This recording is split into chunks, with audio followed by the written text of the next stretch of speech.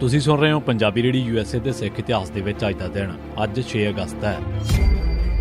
6 ਅਗਸਤ 1947 ਭਾਰਤ ਦੀ ਵੰਡ ਹੋਣ ਦੀ ਚਰਚਾ ਦੇ ਦਰਮਿਆਨ ਸਿੱਖਾਂ ਨੇ ਮੰਗ ਕੀਤੀ ਕਿ ਚਨਾਹ ਨੂੰ ਹੱਦ ਮੰਨ ਕੇ ਵੰਡ ਕੀਤੀ ਜਾਵੇ। ਸ਼ੇਖੂਪੁਰਾ, ਗੁਜਰਾਂਵਾਲਾ, ਮਿੰਟਗੋਮਰੀ ਅਤੇ ਲਾਇਲਪੁਰ ਪੂਰਬੀ ਪੰਜਾਬ ਦੇ ਵਿੱਚ ਰੱਖੇ ਜਾਣ, ਕਿਉਂਕਿ ਸ਼ੇਖੂਪੁਰਾ, ਗੁਜਰਾਂਵਾਲਾ ਅਤੇ ਲਾਇਲਪੁਰ ਦੇ ਵਿੱਚ ਸਿੱਖ ਜ਼ਿਮੀਂਦਾਰ ਮੁਸਲਮਾਨਾਂ ਤੋਂ ਦੂਣਾ ਮਾਲਗਾ ਦਿੰਦੇ ਸਨ ਅਤੇ ਵਧੇਰੇ ਜ਼ਮੀਨਾਂ ਦੇ ਮਾਲਕ ਵੀ ਸਨ। ਫਿਰ ਗੁਰੂ ਨਾਨਕ ਸਾਹਿਬ ਦਾ ਜਨਮ ਸਥਾਨ ਨਨਕਾਣਾ ਸਾਹਿਬ ਵੀ ਸ਼ੇਖੂਪੁਰਾ ਵਿੱਚ ਸੀ। ਇੰਗਲੈਂਡ ਦੇ ਸਿੱਖਾਂ ਨੇ ਇਸ ਵਾਸਤੇ 6 ਅਗਸਤ 1947 ਦੇ ਦਿਨ ਲੰਡਨ ਦੇ ਵਿੱਚ ਇੱਕ ਜਲੂਸ ਕੱਢਿਆ ਅਤੇ UN ਨੂੰ ਮੈਮੋਰੈਂਡਮ ਦਿੱਤਾ ਕਿ ਨਨਕਾਣਾ ਸਾਹਿਬ ਨੂੰ ਵੈਟੀਕਨ ਸਟੇਟਸ ਦਿੱਤਾ ਜਾਵੇ।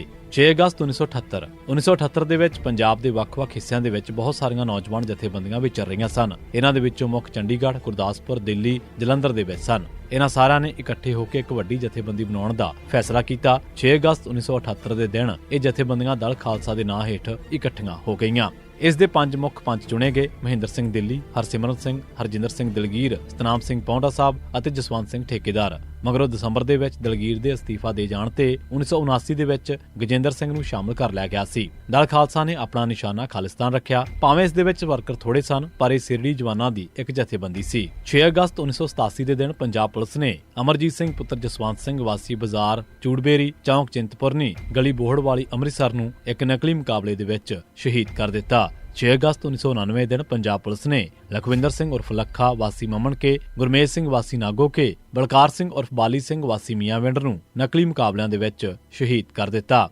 6 ਅਗਸਤ 1991 ਦਿਨ ਪੰਜਾਬ ਪੁਲਿਸ ਨੇ ਸੁਰਜੀਤ ਸਿੰਘ ਸ਼ੀਤਲ ਉਰਫ ਝੱਖੜ ਸਿੰਘ ਵਾਸੀ ਠੱਠੀ ਜੈਮਲ ਸਿੰਘ, ਦਰਸ਼ਨ ਸਿੰਘ ਵਾਸੀ ਵਲਟੋਆ ਤਰਨਤਾਰਨ ਨੂੰ ਨਕਲੀ ਮੁਕਾਬਲਿਆਂ ਦੇ ਵਿੱਚ ਸ਼ਹੀਦ ਕਰ ਦਿੱਤਾ। 5 ਤੇ 6 ਅਗਸਤ ਦੀ ਰਾਤ ਨੂੰ 1992 ਦਿਨ ਪੁਲਿਸ ਨੇ ਬਖਸ਼ੀਸ਼ ਸਿੰਘ, ਬੰਤਾ ਸਿੰਘ ਅਤੇ ਈਸ਼ਰ ਸਿੰਘ ਨੂੰ ਨਕਲੀ ਮੁਕਾਬਲਿਆਂ ਦੇ ਵਿੱਚ ਸ਼ਹੀਦ ਕੀਤਾ। 6 ਅਗਸਤ 2014 ਦੇ ਦਿਨ ਪਾਕਿਸਤਾਨ ਦੇ ਹਸ਼ਤਨਗਰੀ ਇਲਾਕੇ ਦੇ ਵਿੱਚ ਅਣਪਛਾਤੇ ਲੋਕਾਂ ਨੇ ਜਸਮੋਤ ਸਿੰਘ, ਬਹਿਰਾਮ ਸਿੰਘ ਅਤੇ ਮਨਮੀਤ ਸਿੰਘ ਤੇ ਪਿਸਤੌਲਾਂ ਦੇ ਨਾਲ ਹਮਲਾ ਕਰ ਦਿੱਤਾ ਸੀ। ਜਸਮੋਤ ਸਿੰਘ ਦੀ ਮੌਤ ਹੋ ਗਈ। ਪਾਕਿਸਤਾਨ ਦੇ ਵਿੱਚ 20,000 ਸਿੱਖ ਰਹਿੰਦੇ ਹਨ ਅਤੇ ਉਹਨਾਂ ਤੇ ਕਈ ਵਾਰ ਕਾਤਲਾਨਾ ਹਮਲੇ ਹੋ ਚੁੱਕੇ ਨੇ। ਇਹ ਸੀ ਸਿੱਖ ਇਤਿਹਾਸ ਦੇ ਵਿੱਚ ਅੱਜ ਦਾ ਦਿਨ। ਤੁਸੀਂ ਸੁਣਦੇ ਰਹੋ ਪੰਜਾਬੀ ਰੇਡੀਓ USA।